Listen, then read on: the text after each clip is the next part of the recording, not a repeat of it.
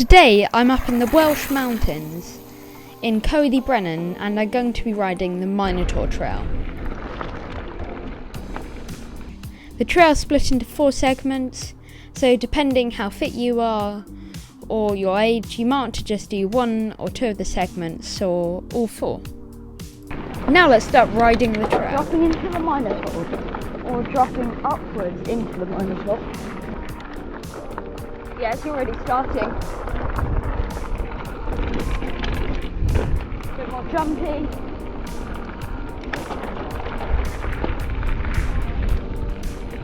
The trail straight away goes into the action, so it's fun, fast and really enjoyable to ride.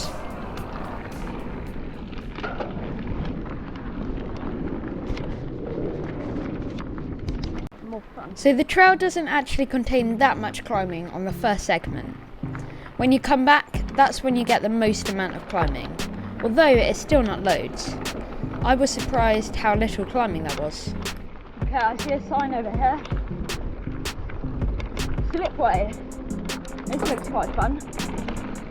So this first section ends with berm after berm after berm. There's so many berms.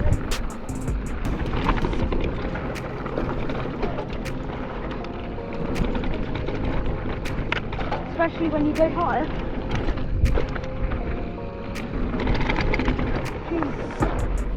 So the higher you go on the berms, the bumpier they are, because all the newer gravel has rolled down to where most people ride. So if you're going to go high around the berms, be ready for a bit of a bump. Onto berm, into pump bump, into berm.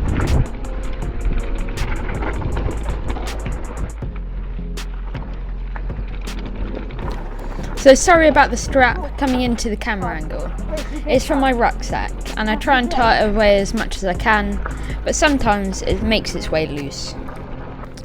So on the second section it contains a little bit more climbing than the first, but you do get a slightly longer downhill, not that as many berms though.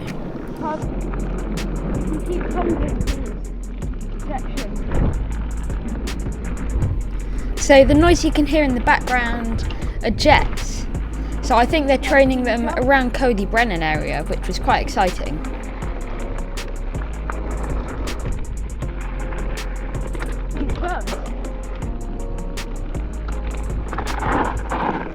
What was that?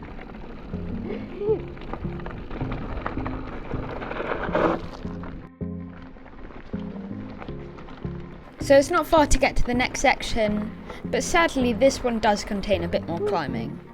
It's not for long and the climbs are quite fun. Okay, let's see what this is like.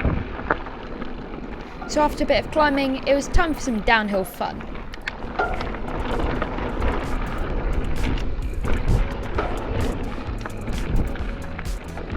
Nice.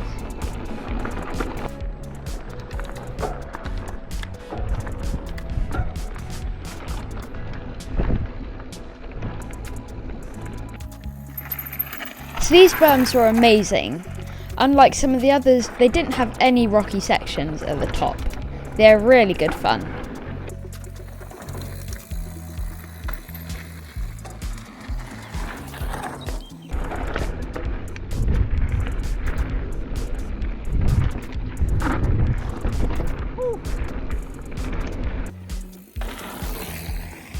So all along this section was really, really pumpy.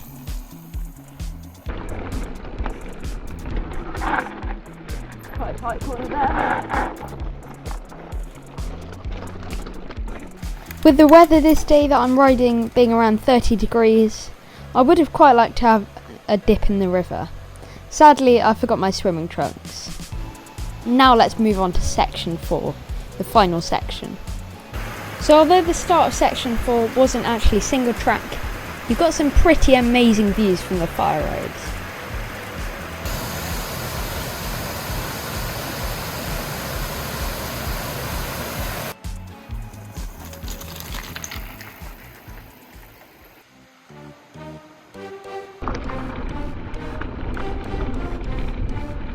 So after a few fire roads, we managed to finally move on to some single track.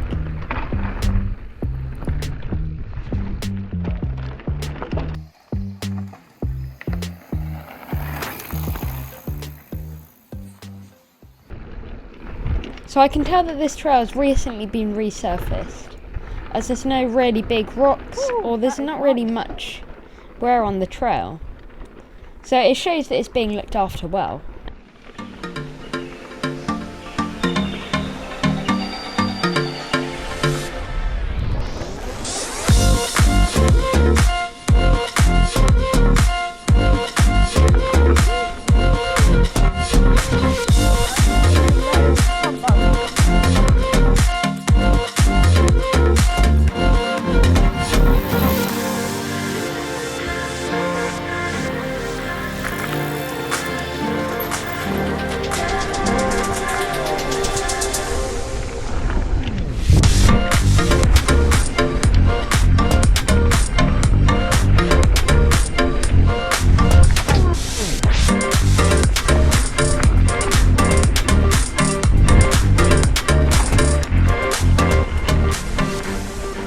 So the uphill wasn't really that steep, and it was a bit up and downy, so you could get some decent speed up it.